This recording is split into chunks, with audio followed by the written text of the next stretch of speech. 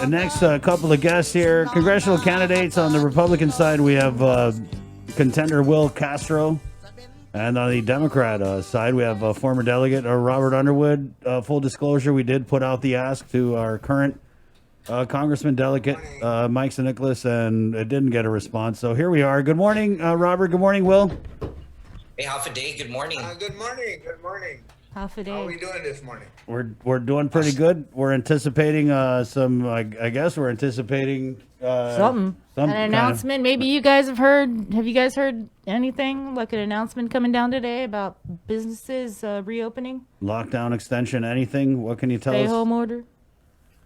No, we were hoping that you would tell us. Oh, great. Oh, oops. All right. I think Mayor Savaris kind of told. Are we here to get the word from you? Oh, you thought this is a briefing. They're the link. They're the link to Underwood. Right on. Yeah, I don't know about all that. We'll just get it started real quick. And I know that you'd come out with a release about it, Congressman. China, right? So I gotta, and with the Guam killer, with North Korea, I mean, I don't want to get used to this. What is it they call it? Saber rattling, I guess. But it hits close to home when you got your 9-year-old sending you a text 9:30 at night. Dad, is China gonna bomb us? I mean, that's about as real as it gets, and that's a tough conversation to have with your kid, and it puts it in perspective, I think. So, and that being said, we'll just go right to you, Congressman Underwood. Your thoughts, reaction. What can you tell us about this China simulated video of them launching a missile in Anderson? The China simulated video was obviously designed to kind of flex their muscles a little bit. But more significant, I think, was the comments made by Admiral Davidson of the Indo-Pacific Command, who has been stating and has over time and most recently that there's a ballistic missile gap out here and that Guam is vulnerable to missile attacks from China. And so that really, to me, points out the necessity of being engaged with the military directly and consistently. And I think the delegate's office can do that most effectively and most efficiently through the Armed Services Committee. So yes, the video was striking, and I don't think that we're under danger of imminent attack, but it is an imminent concern. And that concern should be reflected by, and our federal representatives should be informing us about this concern. And the best way to do that, and I think the best way to understand that, is from inside Armed Services Committee, because in that committee, you'll get the briefings. You'll have the opportunities to interact.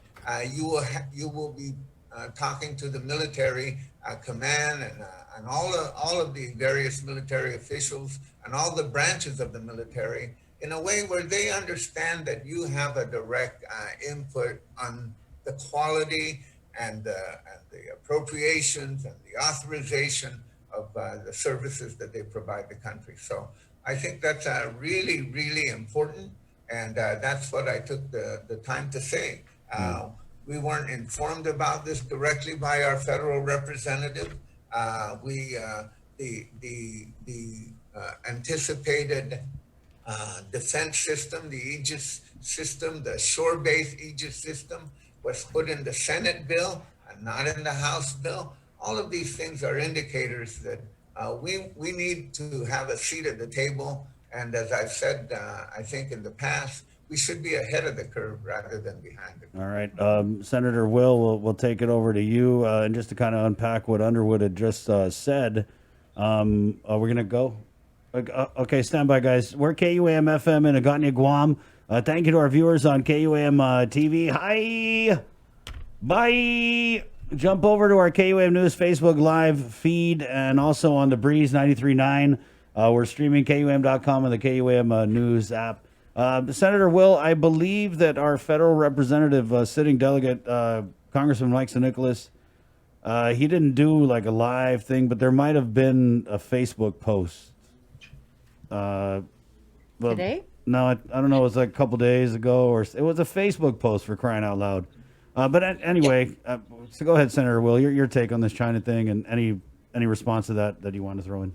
Well, full admission, I'm not tracking the congressman's Facebook page, but I couldn't agree more with the former congressman on 2 points. One, the need to be at the table of the Armed Services Committee, and of course to communicate. I think where we may see some distinction, and maybe not, maybe just to touch on it.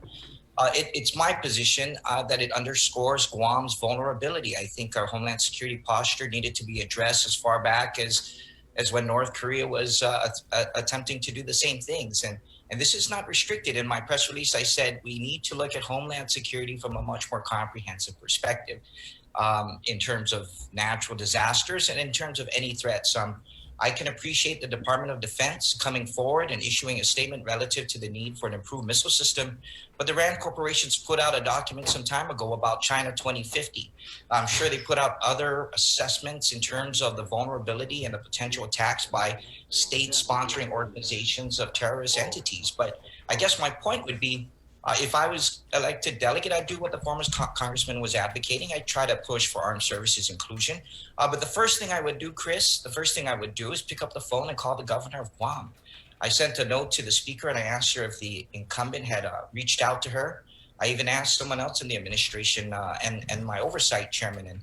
And it's clear that for me, while this is a federal issue relative to military affairs, in my opinion, we're the representative for the territory. And so it should start with us, the people of Guam. Pick up the phone, communicate, find out what's happening at Homeland Security. Is there anything that we need to bring up at the national level? That's what I would do. And I also would do the same thing that the congressman was recommending. Prioritize getting a seat at the table with armed services. I think there's special access that can be granted in the House. But I also believe in getting outside of the office and knocking on some doors and advocating for inclusion in the discussion outside of the House. And so I appreciate the comment by the congressman. Thank you, Delegate Underwood, for that as well. Thank you, Chris. You know that you were talking about Indo-PACOM. That they actually had that roundtable meeting prior to the video that was released by China.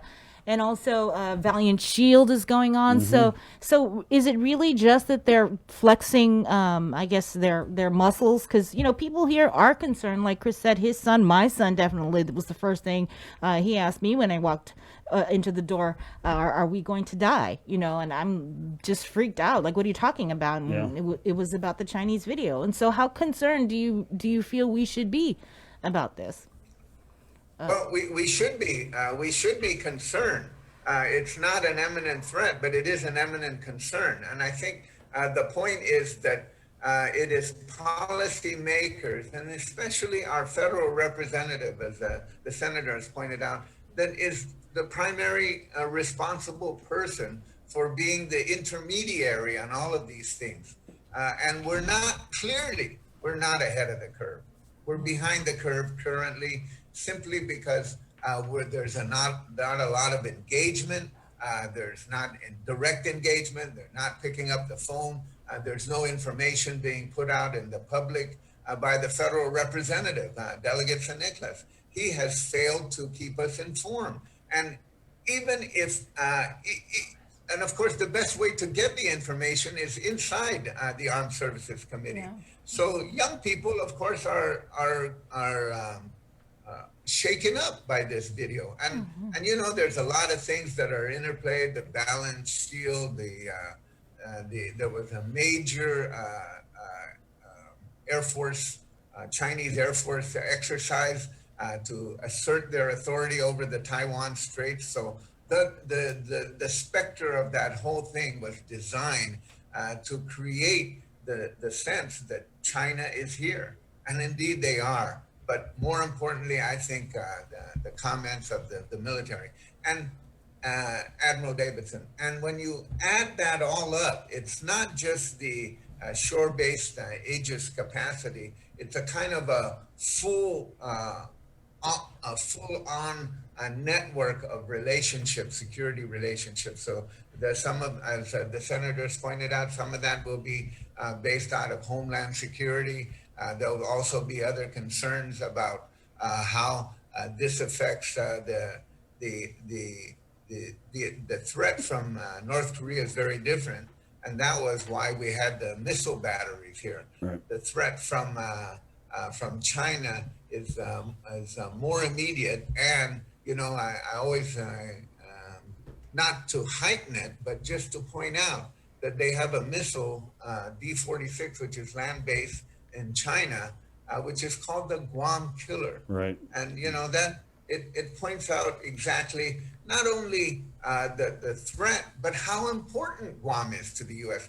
We need to use that importance in every dimension of our federal representation. So it's not just working with the military, it's working to make sure that the military buildup is a local buildup. It's using our importance in every issue, from compact negotiations to funding for EITC, Medicaid. Those are the full things. That's why I think we've always been interested in telling the Guam story. And part of that Guam story is Guam's importance. It's not my story that's most important.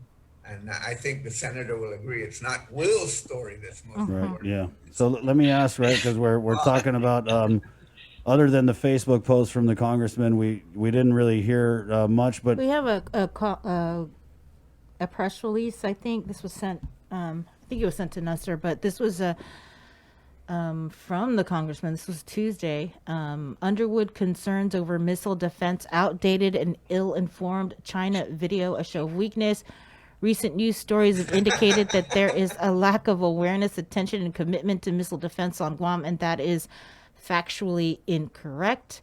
The Missile Defense Agency has already initiated funded architecture studies for missile defense on Guam, and have even already named the project the Homeland Defense System Guam, with United States Indo-PACOM renaming the same project the Aegis Ashore Guam, explains Congressman San Nicolas. The timelines of the missile defense project are such that the next phase of project funding at $78 million is better suited for the 2022 National Defense Authorization Act, as phase 1, which has already been funded and is ongoing, will be completed in time for the next phase to be funded, and da da da da. So yeah, and it goes on. sorry, Congressman Underwood, we're going to go to If the Will. senator would allow me, I Right, know it's the okay. senator's turn, but if the senator would allow me, how much better it would have been had the delegate been telling us that all along.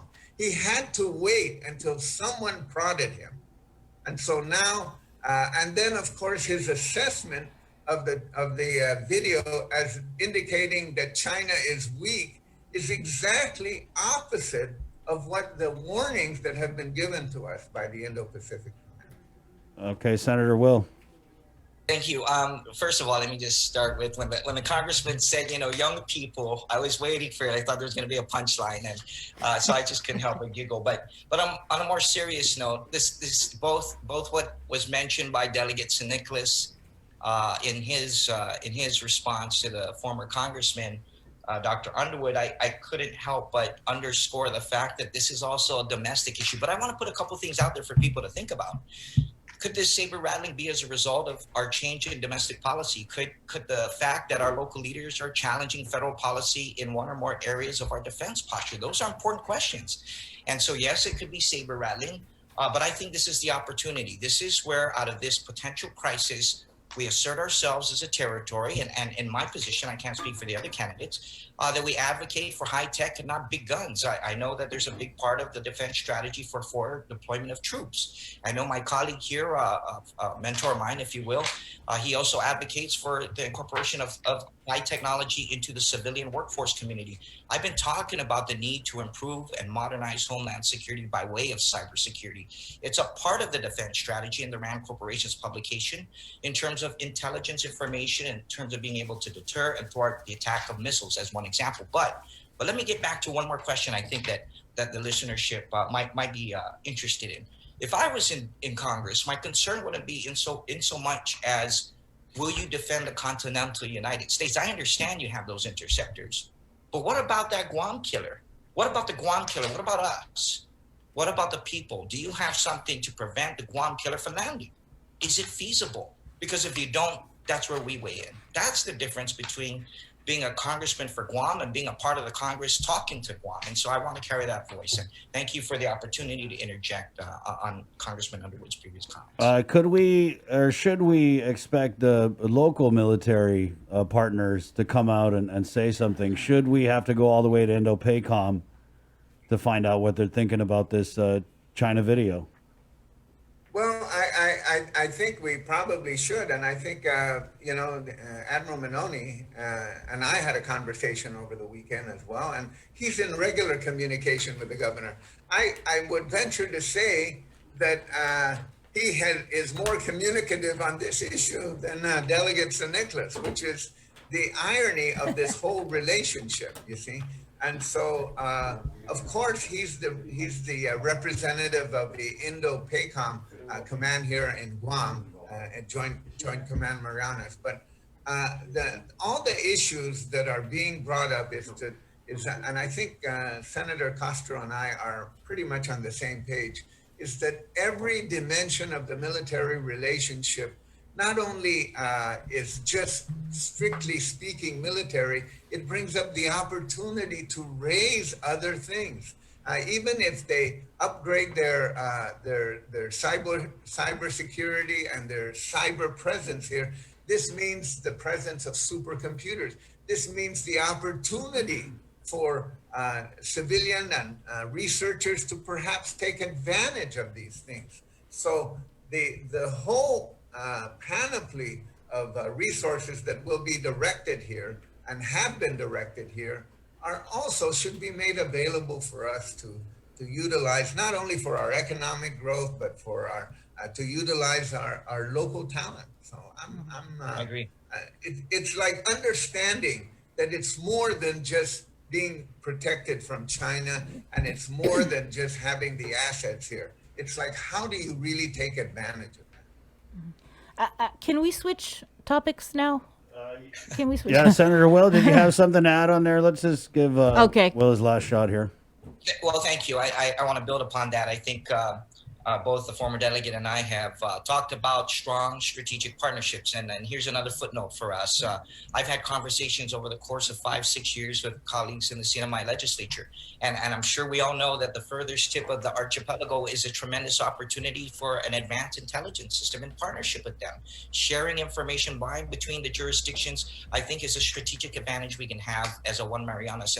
And that will be my point. My point is we can't look at this strictly from an NDAA Department of Defense situation. I think it has to be a holistic whole of government approach and an active voice in Congress to pick up the phone and call the governor and find out what our needs are. And frankly, I'm sure the congressman here can relate maybe his wisdom. He can reflect his wisdom. But I would be here every opportunity I could, especially in times of recess. How else would you know what my priorities are? But yes, I'm open to another topic, Sabina. Thank you. Okay, careful what you wish for, because I don't know what direction Sabrina's going. No, you the word priority, and there's so many issues here on Guam, but I want to know what is going to be your number one priority, aside from all the other priorities. But what is number one for you? Let's start with Will. Okay, sure. If given the privilege to serve in the United States House of Representatives, my priority is addressing repressive policy that prevents us from growing, from prospering. I mentioned this in terms of the Commerce Clause, trade, tariffs, and this might be another one. Could we enter into a bilateral agreement with another American jurisdiction? So the priority is to look at federal policy that would keep us from lifting ourselves up. But if you want to be specific, someone's asked me this question. What specific topic would you push on? Number one for me, but Wahoo, is Veterans Affairs. For far too long, I think we've had tremendous segue. It would be Veterans Affairs, right up there with readdressing the war claim situation. And thank you to the former congressman for your foundational work there. And there's a lot more to do. I don't think it's going to end with any one person just yet. And I want to continue the fight for speaking for our veterans, both in Guam and throughout the Marianas, and Guamanians who are throughout CONUS, who claim Guam as their resident state. That would be my policy-specific priority. But in terms of overall policy perspective and framework, anything that stops us from growing and being self-sustainable is going to be our priority. Robert? Okay, well, our number one priority, of course, is a recovery package for pandemic relief that is Guam-centric. I think that package will come up in the next Congress. There will be a third package. I don't know what the second package looks like right now. We're not really sure, but that first package is already going to run out. There might be a little bit of a second package, and there'll be a third package. Once we get that Guam-centric package, the main priority is to get people back to work. Is to get people jobs, to figure out how we can utilize the military buildup to create more jobs for more local companies, for more local workers, and also to revive the tourism industry by working with the Northern Marianas, creating a single immigration district, and then start working on that diversified economy, jobs, getting people back to work. That should be our number one priority. I want to ask about campaigning during this pandemic. It's definitely presented some very real challenges. I mean, I'm thinking everything from raising money to something that you might have taken for granted in previous elections, shaking someone's hand and asking for their vote. What are some of the biggest ways and challenges that you've faced in campaigning during this pandemic, Senator Will? I mean, other than they killed the primary and now you're in a 3-man race and the general winner take all. I mean, that's kind of major. Well, you're right, and that's just too bad. But retail politics has been compromised, as my record will reflect over the years since the time of Angel Sanchez, and frankly, even with the former delegate during the Buenos Noches. Retail politics, hand-to-hand combat, convincing people of who you are inside as well as what they see, is missing. And that's such an important dimension, in my opinion, of electioneering. And so what did we do to adapt to that? Well, obviously, we did two things. We did what I see my colleague is doing here. We're online all the time. And notwithstanding our COVID hairdo, you look great, Congressman. And so I have to put mine together with some gel. I'm not going to pull up Pelosi, forgive the but I that's what we do. We go online and then we try to raise more money. You hit it on the head, Chris, and it's never really been a strength of mine. Low, I have to, and so we're getting circulating updates right online, and so. But we'll continue to do what we do, and I look forward to a healthy election coming out, and everybody be safe, mask up, and let's not give anyone an opportunity to take away at least our fundamental right to vote in the general election. Well, of course, and I'm glad that Will mentioned that two of his mentors are both Democrats.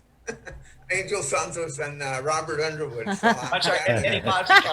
yeah, everybody wanted you to mentor them. I think now he's trying to recover. Right. My former mentors. I mean, Robert, you should just run on Michael San Nicolas wanted me to mentor him. Will Castro says I'm a mentor. So, but when you enter a campaign, they always tell you press the flesh. Well, we can't press the flesh. So, in a sense.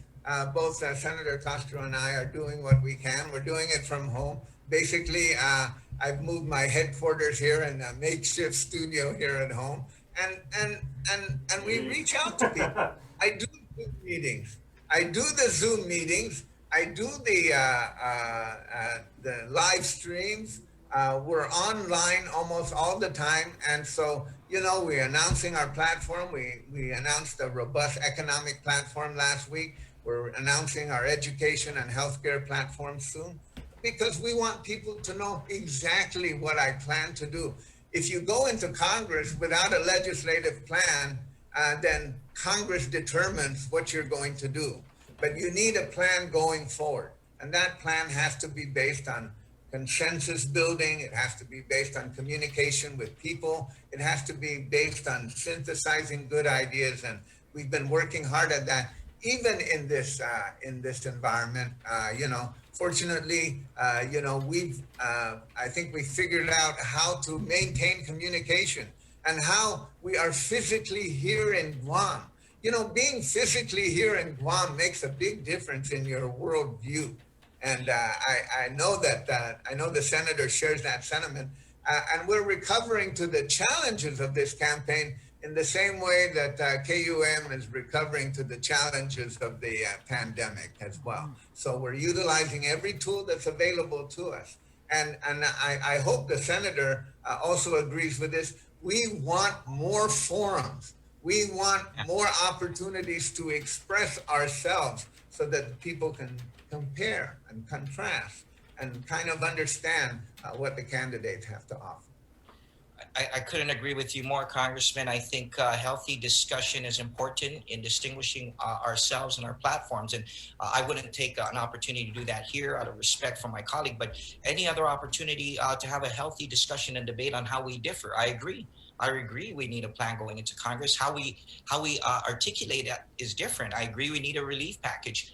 In your next invite, when you get me and the congressman here after November 3rd, assuming none of us prevails and it's a runoff between the two of us, let's articulate what that looks like, right? In terms of greater state rights and less central money to the central government.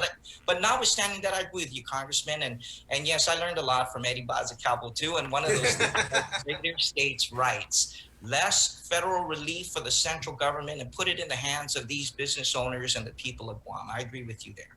Thank you.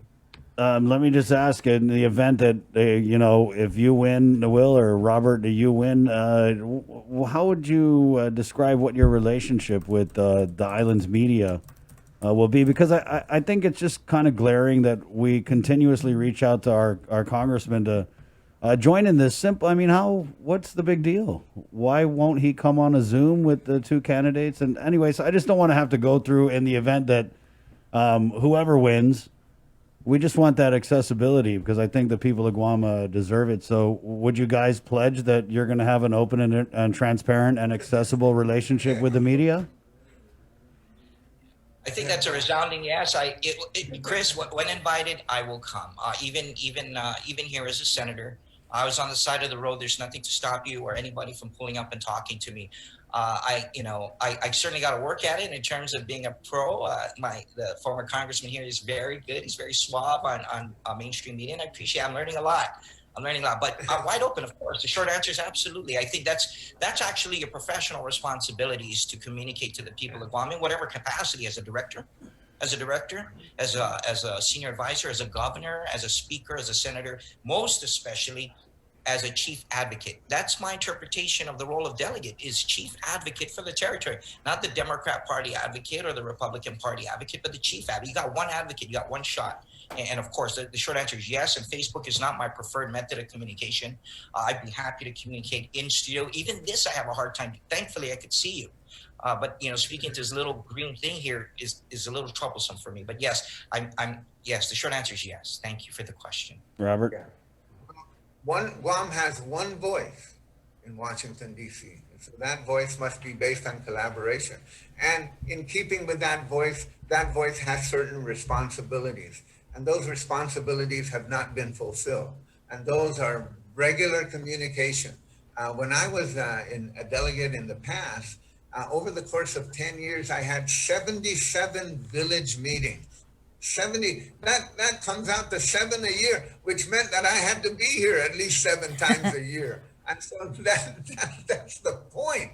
The point is that's a responsibility. I think Senator put it succinctly. It's a professional responsibility. You're supposed to talk to the media because the media has a larger megaphone. But more importantly, you're supposed to be able to demonstrate how you interact, how you respond to questions. Because if you can't survive Sabrina and Chris, how the heck are you going to survive in Congress? How are you going, we're not that bad. Going to survive in a committee meeting? If you can't deal with Sabrina and Chris, how the heck are you going to be able to deal with those really strong, refined, contravening voices that you're going to confront in Washington, D.C., whether it's in Congress or a federal agency? I'll add to that, Dr. Underwood. I'll tell you what, the media, I'm sorry, admittedly, the media's role has lessened throughout the years, right, as social media has kind of proliferated. But I think the congressman can agree that when you go out into the villages, like he's done, like I've done, that's where you get the heartbeat of the people, because you're going to get people that are going to tell you you're full of it to your face for different reasons. And the idea would be to come to be a discerning ear and understand why it is they feel that way. And if you can address it without compromise, then good, at least your principles. So I agree with you. All right. Yeah. I'm just wondering, when are we ever going to vote for president? I mean, is that just never? Well, that Well, you form- know, that It's forms it's tomorrow. just kind of like so frustrating when you go and vote and there's the straw poll and it's like, oh, this is just for funsies. It really does suck. yes, And I could live in the yeah, States and I can vote if I live there, but when I move here, I can't. yeah. Well, the straw poll that's a real indicator of our weakness when it comes to national politics. So I don't know why it continues to be there, but there's two strategies to that. Of course, you can do a constitutional amendment to allow the territories to vote. And the other, probably more likely scenario is to simply do away with the Electoral College, which there's a lot of national movement to it. If you do away with the Electoral College, there's no reason why every U.S. citizen can't vote, because your vote is not then tied to an electoral vote. So, and I think that in both instances, for the time that I was a delegate before, I maintained contact with a lot of people who continue to move towards removing the Electoral College. So it's an indicator. And the reason why this is a powerful indicator of our status. So it's the easiest way to explain it to people is that if a person from Guam wants to vote for their congressman from Guam, they can't vote for the president. Imagine that. How many Americans are forced to making a choice between voting for their congressman or voting for the president? That's an indicator of the situation that we can find. I want to close here before. Oh, go ahead, Will. I'm sorry.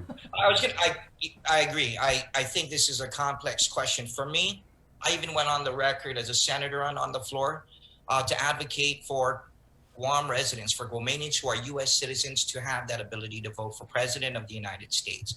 But this is bigger than me, and it's bigger than anyone here in this forum. Collectively, perhaps we can make a decision for the territory. This is an issue of political status, and far be it for me to advocate for statehood, which is my personal position, but we have to address it first from a Chamorro political self-determination perspective. That's also where I differ with the incumbent. I am a firm believer in Chamorro political self-determination. Before we let you guys go, I wanted to kind of get your comments on a story we got yesterday. The Federal Election Commission inquiring about our current delegates' return campaign donation. I don't know if you guys had seen this. I'm pretty sure you did. The FEC writing a letter to sitting Congressman San Nicolas September 13th. The letter said if he doesn't adequately respond to the concerns raised, his campaign could face audit or enforcement action. This goes back to something we reported on. Former San Nicolas Chief of Staff John Paul Manuel alleged that the congressman received an over-the-limit $10,000 donation from local businessman Andy Park. And San Nicolas didn't respond to the allegation. His campaign finance files show he returned $9,000 to Park in February. And according to this letter, San Nicolas never disclosed that donation to federal election officials in his campaign filings. It appears that this contribution was not previously reported by your committee. Please amend the appropriate reports to disclose the original contribution or provide clarifying information. The individual limit for donors is $2,800 per election. San Nicolas did not return a comment to KUAM.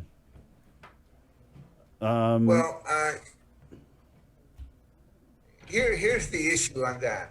Is that both Will and I fill out the Federal Election Commission requirements. And, so our reports are online. And Delegate San Nicolas is already under investigation for irregularities in the Federal Election Commission previous reports. And it's just kind of mind-boggling to me that he would again be admonished in the middle of the investigation that is ongoing.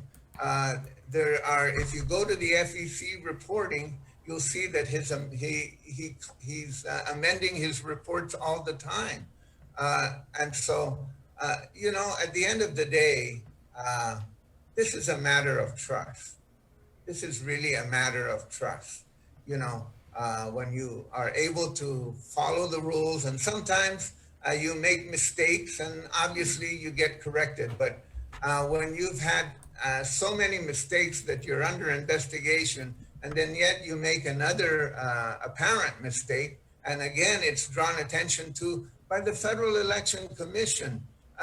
This is a very serious matter, and it's a matter about whether we're going to have a trustworthy voice, because the people of Guam have to understand that any irregularity is not just personal to the incumbent delegate. It reflects on all of us, because as Senator Castro and I have pointed out, you only have one voice in Guam, in Washington, D.C. from Guam. You really only have one voice. Well, And you want to make sure that that's a trustworthy voice. You know, on a light note, if any one of you should donate even $5,000 between the two elections, I promise you I'll send you a mug. I'll order it from wherever I got it. So I know that you sent me. And again, I'll capitalize on the lighter note. We have a $5 online campaign to buy us a yard sign. And so please help me out. But on a serious note, para Guaho, ay ginigwaho para hago delegado San Nicolas. Balik niya na tuna na si Ilatsi niya na tatog yung opisina mo. Put forward, please, to the delegate, I'm appealing to you. I think it's important that you respond, not just to the FEC, but to the people of Guam. If you really feel in your heart and in your operational line of work that you are not to blame, $10,000 is a lot of money to overlook. And I pray and I hope that this, in fact, is an accounting blemish somewhere along the line and you have a corrective action. But you're right, Mr. Congressman Underwood, Dr. Underwood. First time, maybe. Second time, wow. Third time, I couldn't be more. You couldn't be more poignant. how about the fourth time? My people. Fourth time comes on November 3rd. My people and my organization are volunteers. Okay, we sweat when we don't deposit a single check within a 10-day window. I didn't even know. Okay, is it 10 days from when you signed it, or when it came in the mail, or when I deposited? We sweat over little things like that. And so I can't speak to what happens in Washington and with that volunteer team, but I can tell you about the integrity and the attention to detail of volunteers like Kat Bloss. And I thank you, Jay Ariola, former Attorney Jay Ariola, who was a former treasurer to Delegate Berdalio. I had a conversation with him, and I can't believe the degree of detail needed to satisfy federal reporting requirements, Dr. Underwood. I think you can attest to that. But we're willing to put in the time and effort. And when we win, should we have the privilege, should we have the privilege, we'll hire a professional to do that. So I don't want to go through this again. I don't want to have to send out 100 of these. Thankfully, I haven't sent out one. Congressman, if you could be so kind, $5,000. Yeah. I just also want to just point out to people that Chris is just referencing one letter. Right. Yeah. There's actually two other letters. That were written in the last month. Right. Yeah. And then it's all dated September 13th. So, I mean, people can read it for themselves if Right. you do go to the Federal Election Commission website. Well, Yeah. Okay. We're done. Pretty much. I Yeah. don't know what else we can say. Go to the We're done. website. It's an And- easy Google, Michael San Nicolas FEC or Robert Underwood FEC or William. Is it William Castro, Mendiola William. Castro? It is. Okay. Right. So you guys can go and find out who's giving the. Thank you, Thank Underwood. you. Thank you, Castro. thank you. That's okay. Thank you. And if 8:35. anybody knows or is in contact with Congressman San Nicolas, please let him know that he is invited to come on this show. We would love to hear from him. So spread the word. I would just love it. I would so love it. It would.